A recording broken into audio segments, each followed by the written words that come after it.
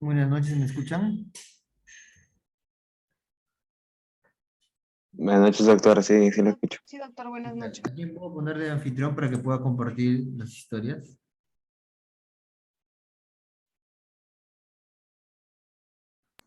Un momento, doctor, que vayan terminando de ingresar mis compañeros. Ya.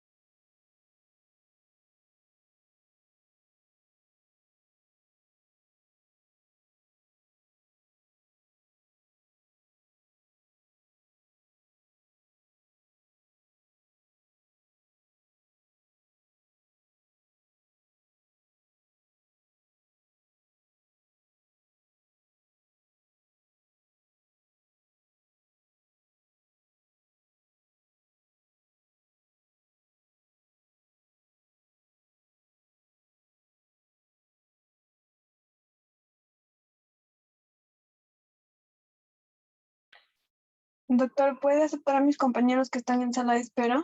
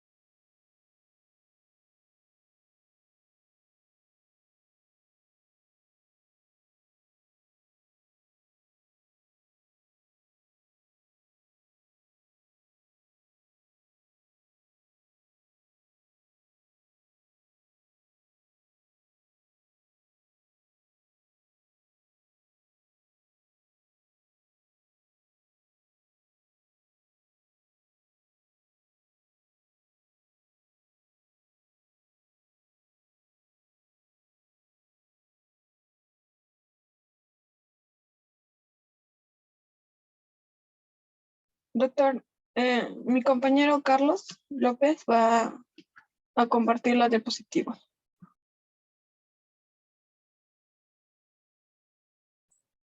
Ya está.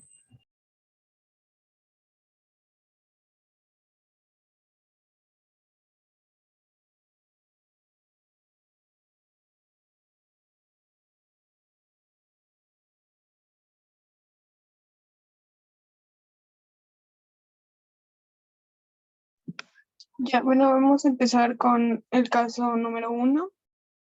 Los integrantes de este grupo son Laurín Ruiz Alonso, La Madrid Manchal Nelly La Madrid, Nelly Medalid, López Suárez Carlos Manuel, Mírez González Erika y Ramos Becerra Ángel. Siguiente.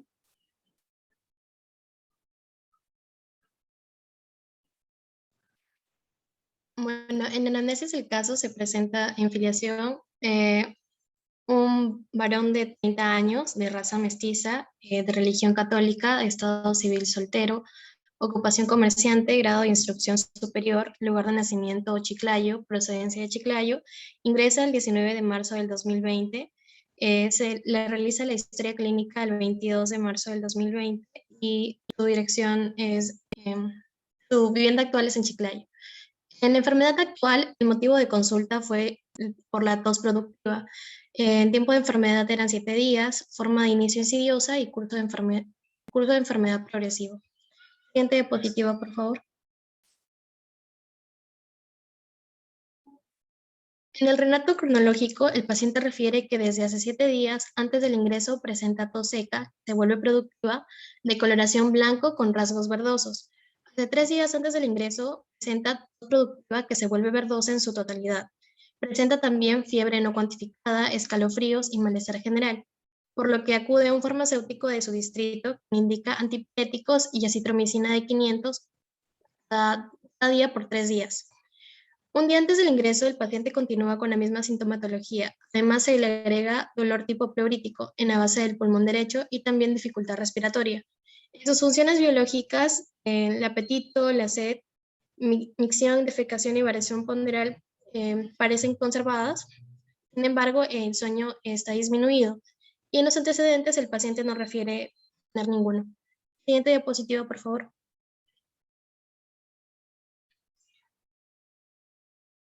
El examen físico en signos vitales tiene una frecuencia respiratoria de 40 respiraciones por minuto, una frecuencia cardíaca de 130 latidos por minuto, una presión arterial de 90 sobre 60 milímetros de mercurio, saturación de oxígeno 74%, FiO2 de 21% y una temperatura de 39 grados centígrados. En el examen físico de tórax y pulmones, en inspección se muestra tórax simétrico, tráquea situada en la línea media, frecuencia respiratoria de 40 respiraciones por minuto de ritmo regular con uso de musculatura accesoria de 3 paquetes musculares. En la palpación se muestra frémito incrementado en el tercio inferior derecho. A la percusión hay submatidez en el tercio inferior derecho y en la auscultación se halla disminución del murmullo vesicular en el tercio inferior derecho. También se auscultan además crepitantes húmedos en la base del hemitórax derecho y se escucha un soplo tubárico. Siguiente diapositiva, por favor. En la base de datos hemos considerado importante el sexo masculino, la edad de 30 años, la ocupación comerciante, el tiempo de enfermedad de 7 días, el curso de enfermedad progresivo, que bueno, fue medicado con antipiréticos y acitromicina de 500 durante 3 días.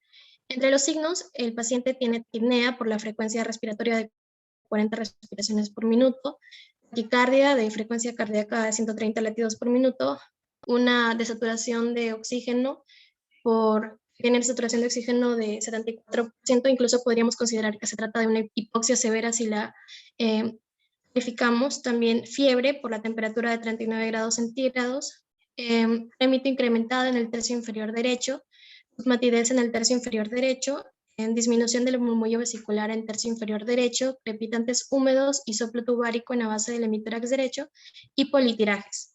En la sintomatología encontramos tos seca que evoluciona a productiva, escalofríos, malestar general, dolor pleurítico, disnea y sueño disminuido. Siguiente diapositiva, por favor. Como problemas de salud hemos considerado un SIRS que cumple con 3 características de esa, que es taquipnea, taquicardia y fiebre. También hemos considerado un síndrome de dificultad respiratoria por la presencia de polipirajes, taquipnea, disnea, hipoxia severa, la saturación de oxígeno de 74%. Y también hemos considerado el síndrome de condensación porque cumple con criterios que es, por ejemplo, el dolor pleurítico, la disnea, la tos productiva, la fiebre, el frémito incrementada en el tercio inferior derecho, la submatidez en el tercio inferior derecho, el soplo tubárico, los crepitantes húmedos y la disminución del murmullo vesicular en el tercio inferior derecho. Siguiente diapositiva, por favor. Bueno, como hipótesis diagnósticas hemos planteado una neumonía adquirida en la comunidad por Staphylococcus pneumoniae. El fundamento es por el SIRS, el síndrome de respuesta inflamatoria, el síndrome de condensación y el síndrome de dificultad Regresen, por respiratoria. favor, problemas de salud. Ok, doctor.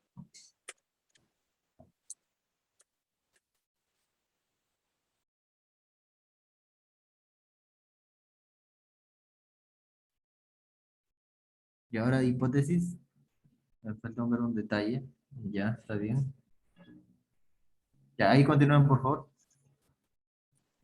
Bien, entonces también habíamos planteado como otro diagnóstico diferencial una neumonía por COVID, SARS-CoV-2, sustentado también por los siguientes problemas de salud: el síndrome de respuesta inflamatoria sistémica, el síndrome de condensación y el síndrome de dificultad respiratoria.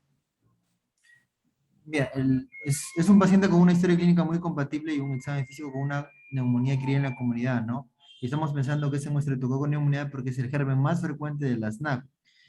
No estoy muy de acuerdo con su neumonía por COVID por una sencilla razón. Normalmente las neumonías por virales son neumonías atípicas, ¿no? No dan síndromes consolidativos. Por lo general dan un patrón intersticial en una radiografía de tórax, ¿no? Y el examen físico no se encuentra consolidaciones, ¿ya? Se encuentra disminución del murmullo vesicular en ambos campos pulmonares. Por ahí que pueden encontrar algunos crepitantes húmedos bilaterales, pero si ustedes ya tienen un paciente que tiene un examen físico con una consolidación grande, lo más probable es que sea una NAC por un germen típico, ¿ya? No un atípico, ¿ya? Pero Ya, de todas doctor, maneras, gracias. bueno, pues en pandemia de todas maneras se piensa, ¿no? Que puede ser COVID de todas maneras, ¿ya? Pero está alejado, ¿no? La posibilidad que sea COVID. Ok, doctor. Ya, listo, continúen.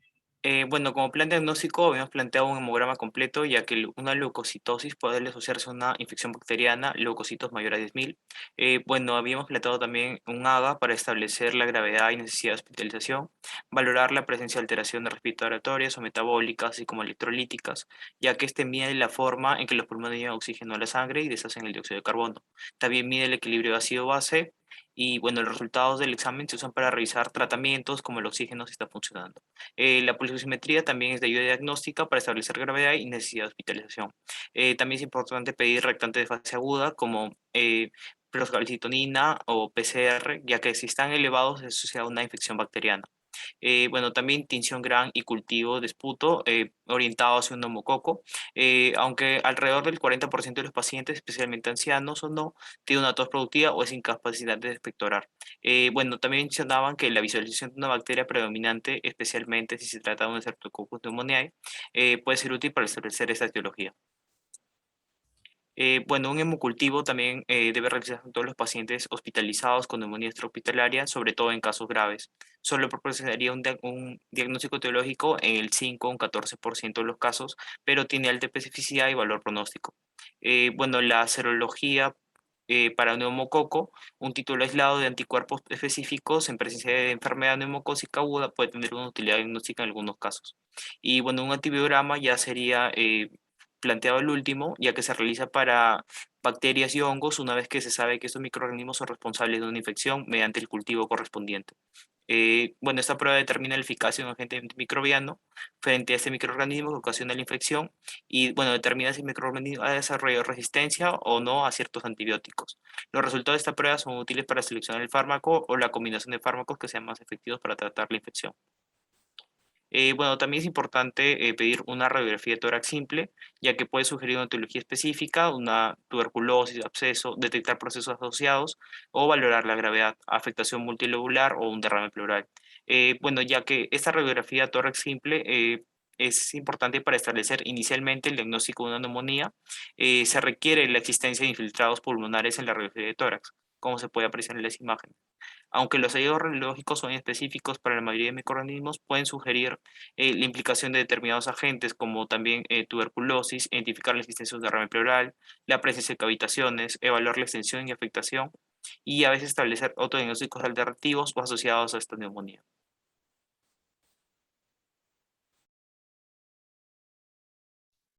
Y ahora, respecto al plan terapéutico, pues hemos decidido colocarle en primer lugar el ingreso hospitalario, manteniendo el control de los signos vitales, además de un control hidroelectrolítico con el fluoruro de sodio al 0,9%, 1000 centímetros cúbicos, la oxigenoterapia, antibiótico-terapia, con ceftriaxona intravenosa y un gramo de cada 24 horas. Siguiente. Aquí tengo un esquema de cómo se podría, pues la puntuación de la gravedad y qué acción tomar. Se le da un punto a cada uno de los ítems. En primer lugar, ese es si en caso hay confusión, si la taquimia es mayor a 30 respiraciones por minuto, si la tensión arterial sistólica es menor a 90 o la diastólica es menor a 60, la edad mayor a 65 o el nitrógeno ureico sérico es mayor a 20 miligramos por decilitro. En este caso, el paciente tiene 2 de los 5 puntos, entonces se le coloca pues 2 puntos y el accionar es el tratamiento hospitalario con una cefalosporina de tercera generación o amoxicilina más ácido clavulánico más un macrolide. Además, siguiente, por favor. En el Harrison mencionan algunos tratamientos que se pueden utilizar. En caso de los pacientes hospitalizados, se puede utilizar una fluoroquinolona específica para el aparato respiratorio, como la moxifloxacina de 400 miligramos vía oral o intravenosa una vez al día, o la levofloxacina de 750 miligramos vía oral o intravenosa una vez al día. Además de un beta-lactámico, aquí pues el más óptimo creo que podría ser el ceftriaxona, ya que es una vez al día, mientras que en otros casos como la cefotaxima es cada 8 horas, también intravenoso, la ampicilina también es de 4 a 6 horas intravenoso, y pues el más cómodo sería una vez al día la ceftriaxona. Y eso sería todo por el caso número 1, doctor. Ya, bueno, en el caso número 1 es una neumonía que iría en la comunidad, ¿no? Y nos ha ido bastante el curso 65 para poder dar tratamiento. Normalmente una neumonía que iría en la comunidad, como el germen más frecuente es el Staphylococcus pneumoniae, el tratamiento es básico, ¿no? Con una amoxicilina, inclusive nada más de 1 gramo cada 8 horas por un periodo mínimo de 5 días, dependiendo de la evolución de los síntomas, ¿no? También se puede dar, según el CUR, asociado a un macrólido o una cefalosporina de tercera generación, por ahí. Ya para usar lo que es levofloxacino, mofloxacino es en una sola dosis que también se puede dar, pero no se recomienda porque podemos generar resistencia. Ya se recomienda cuando recién salgamos con un antibiograma o que el germen quizás sea resistente a las penicilinas y usamos otros antibióticos, ¿ya? Pero por lo general, con una amoxicilina van bien las neumonías adquiridas en la comunidad, ¿ya? Entonces, ese es un caso representativo de una NAC. A ver, vamos a ver el otro caso. A ver, continúen. Voy a continuar yo con la neumonía, el caso de neumonía intrahospitalaria. En primer lugar, la anamnesis. Sale siguiente, por favor. Se tiene una anamnesis de tipo directa, confiable. ¿Quién quisiera esta? Confiable. Nombre JKI. Fecha de nacimiento 20 de diciembre de 1989. Edad 30 años. Sexo masculino, raza mestiza, religión católica, estado civil soltero. Ocupación comerciante, grado instrucción superior. Lugar de nacimiento Chiclayo, procedencia de Chiclayo. La fecha de ingreso es el 19 de marzo del 2020. La fecha de realización de la historia clínica es el 22 de marzo del 2020. La dirección es en Chiclayo. La enfermedad actual, el motivo de la consulta es la tos productiva. El tiempo de enfermedad es 7 días. La forma de inicio es insidiosa y el curso de la enfermedad es progresivo. Siguiente.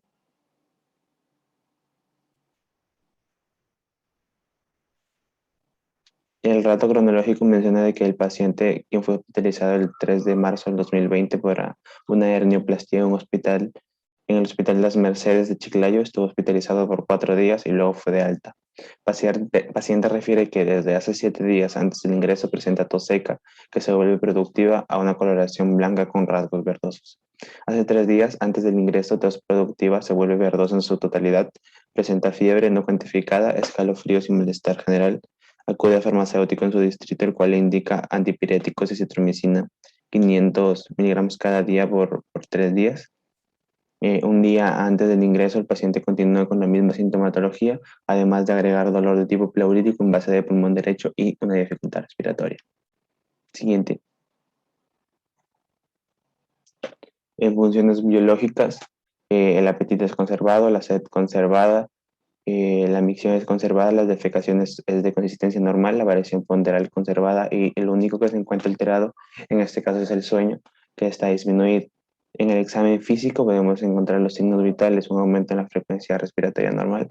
La frecuencia respiratoria en este caso es de 40 respiraciones por minuto. La frecuencia cardíaca también se encuentra aumentada en 130 latidos por minuto. La presión arterial es de 90 sobre 60 milímetros de mercurio. La saturación de oxígeno es de 74%, en FiO2 del 21%. La temperatura es de 39 grados Celsius. Además, en el examen de exploración de tórax y pulmones se encuentra el tórax simétrico, la columna dorsal sin alteraciones, tráquea situada en línea media, frecuencia respiratoria de 40 respiraciones por minuto, un ritmo regular, un uso de musculatura accesoria de 3 paquetes musculares.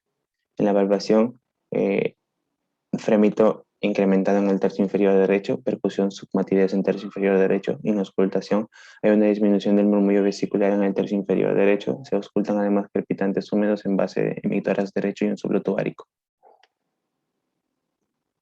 Siguiente. En signos y síntomas separados, los signos son la taquicardia. Ahí me he equivocado, he puesto el valor de la frecuencia respiratoria en la taquicardia, es al revés. La taquicardia vendría a ser los 130 latidos por minuto y la taquimia son los 40 respiraciones por minuto. La desaturación de oxígeno a 74%. La valvación, pues el frémito incrementado en el tercio inferior derecho. La percusión es la submatidez en el tercio inferior derecho. La auscultación, la disminución del burbullo vesicular en el tercio inferior derecho. Crepitantes húmedos en base de hemitórax derecho y soplo tubárico. Y el uso de la musculatura accesoria en 3 paquetes musculares, mientras que los síntomas son atroz productivo de coloración verdosa, los escalofríos, el malestar general, la fiebre de 39 grados Celsius, dolor tipo pleurítico en base de pulmón derecho, dificultad respiratoria y el sueño disminuido. Siguiente.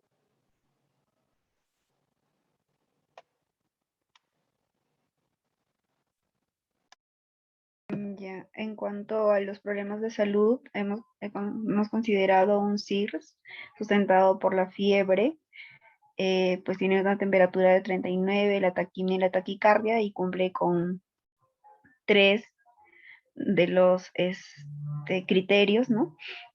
También un síndrome de condensación, tiene por la fiebre, taquimia, el dolor pleurítico, la disnea, la tos productiva, la submatidez y el murmullo vesicular disminuido y el soplo tubárico, y también un síndrome de insuficiencia respiratoria por la saturación del 74%. Siguiente, por favor. Ya, en cuanto a las hipótesis diagnósticas, hemos considerado una neumonía intrahospitalaria por una pseudomonas aeruginosa versus un Staphylococcus aureus, sustentado porque, bueno, la neumonía intrahospitalaria pues es la segunda causa más frecuente de las infecciones intrahospitalarias. El paciente tiene un antecedente que ha sido hospitalizado 4 días por hernioplastia, pues esta es una, ocurre se define neumonía intrahospitalaria porque ocurre dentro de las 48, 72 horas del ingreso, y sobre todo este antecedente por alguna cirugía, ¿no? Se da en una tasa de incidencia del 31%. También sustentado por el SIRS, el síndrome de condensación, y pues los agentes patógenos más frecuentes están los bacilos gram negativos, dentro de un 35-80%, y los cocos gram positivos de un 9-46%.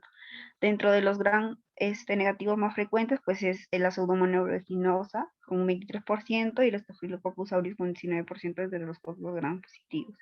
Y también hemos considerado una neumonía por COVID-19, dado por la coyuntura actual, pues la saturación baja, el CIRS y el síndrome de condensación.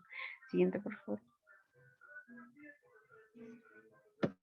Ya, continuando con el plan diagnóstico, tenemos los exámenes de laboratorio. Hemos pedido un hemograma, ya que es un examen de rutina, además también la posibilidad de que el paciente haya desarrollado una anemia.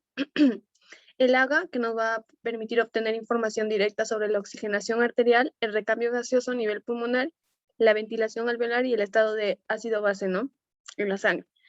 La prueba de esputo, que se toma una muestra de líquido de los pulmones, que se obtiene haciendo el toser profundamente al paciente, luego se analiza la muestra para ayudar a identificar la causa de la infección. La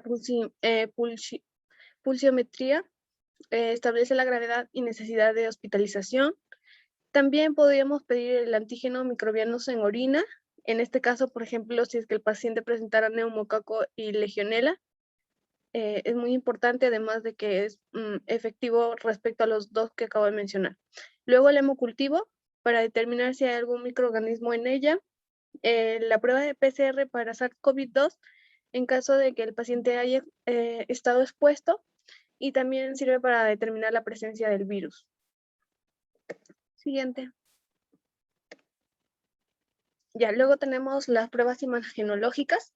Las más frecuentes y que son más utilizadas son la radiografía torácica y la tomografía computarizada.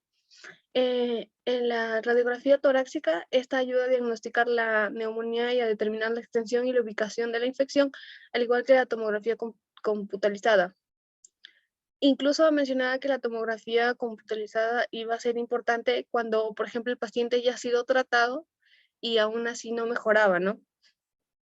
Bueno, en la neumonía, respecto a la radiografía, vamos a ver que los alvéolos, que deberían estar llenos de aire, se llenan de líquido o tejido inflamatorio, por lo que en la radiografía esto se observa como de color blanco, mientras que el espacio lleno de aire aparece de color oscuro. La presencia de este color blanco nos va a confirmar el diagnóstico de infección, ¿no? Aquí he puesto dos imágenes. La primera imagen es de una bronconeumonía por bacterias gram negativo. Vemos que hay una afectación bilateral y multifocal con configuración lobulillar, dando un aspecto de parchado, o sea que se encuentran en los diferentes lóbulos.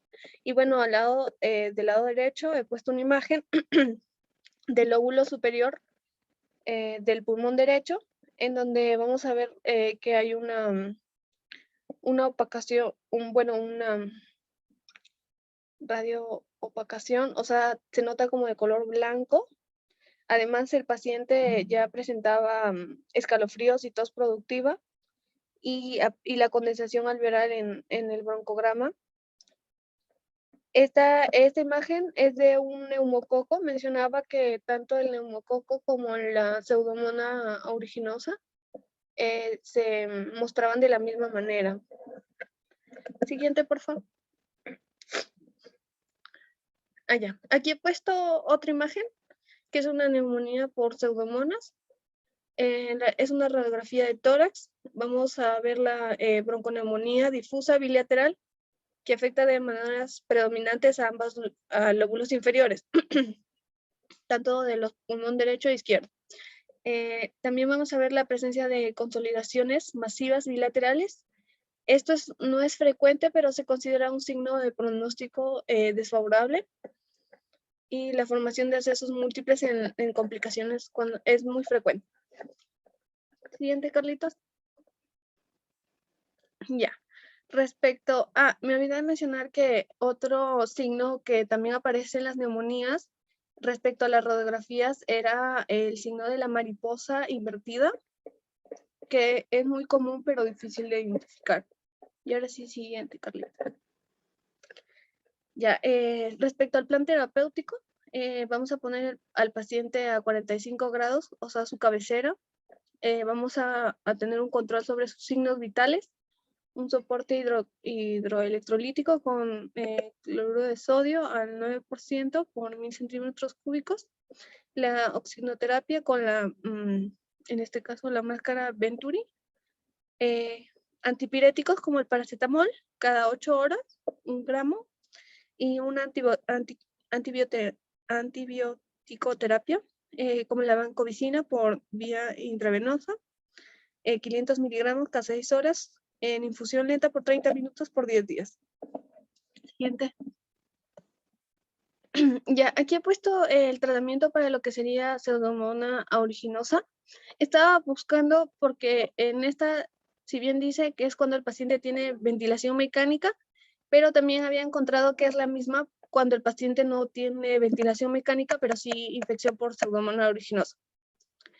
Bueno, 3 grupos de fármacos, los beta-lactámicos, los aminoglucósidos y la fluoroquinolonas. Mencionaba que los más frecuentes que se usan son los beta-lactámicos, como el cefaximima, que se da 2 gramos vía intravenosa cada 6 a 8 horas, y el meropenem, que es de 1 a 2 gramos en vía intravenosa cada 8 horas. Luego tenemos también que se usa las fluoroquinolonas, el ciprofloxacino de 400 miligramos por vía intravenosa cada 8 horas. Siguiente. Y por último, el tratamiento de Streptococcus pneumoniae. Mencionaba que el más frecuente era penicilinas y cefalosporinas, y que a veces se ha vuelto últimamente resistente y ha disminuido la sensibilidad para algunas de ellas, que son la vancomicina, las quinolonas y los macrólidos. Cuando, por ejemplo, los macrólidos se le dan, ¿no?, al tratamiento al paciente, al ver que tenemos Streptococcus pneumoniae, le da los macrólidos. Como segunda opción está la penicilina, cuando no responde. Doctor, aquí termina la exposición.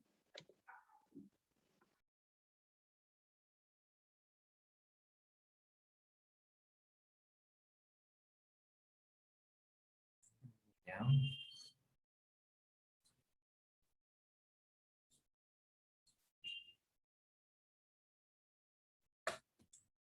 Como ustedes pueden ver, son 2 historias muy similares, ¿no?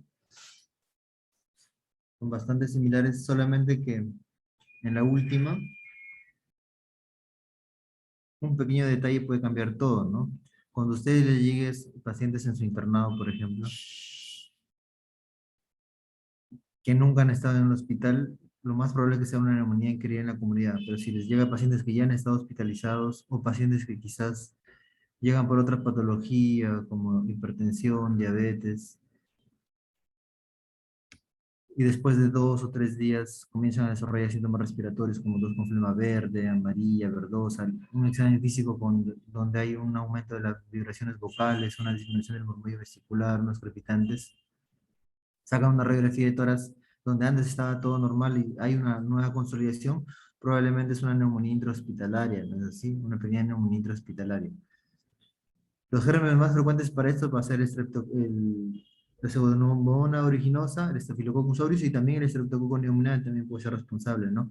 Entonces, básicamente su terapia, o Haemophilus influenza también. La terapia contra las neumonías intrahospitalarias van a ser básicamente contra los gram negativos, ¿no? Entonces ustedes tienen que tener todo su cóctel para el tratamiento contra los gram negativos. Y si que es el Staphylococcus aureus contra los gram positivos, ¿no?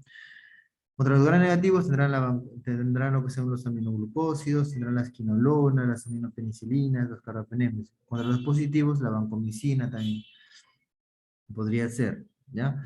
Entonces, todo paciente que ingresa a un hospital se le tiene que revolver a los 2 o 3 días en busca de síntomas respiratorios. Le sacan una nueva placa de tórax y si no encuentran ninguna consolidación, no hay sospecha de neumonía intrahospitalaria. Pero si le encuentran una consolidación, probablemente estemos desarrollando una neumonía intrahospitalaria, ¿ya? Como la definición. Todas las dudas que van a tener mañana, justo tenemos exposición de este tema, ya ahí la vamos a aclarar.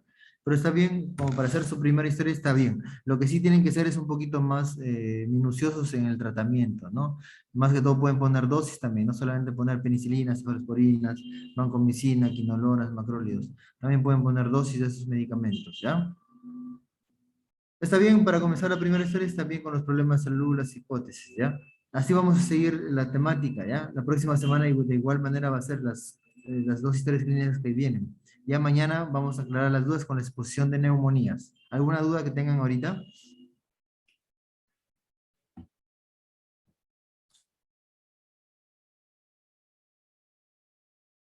No, no hay dudas, doctor.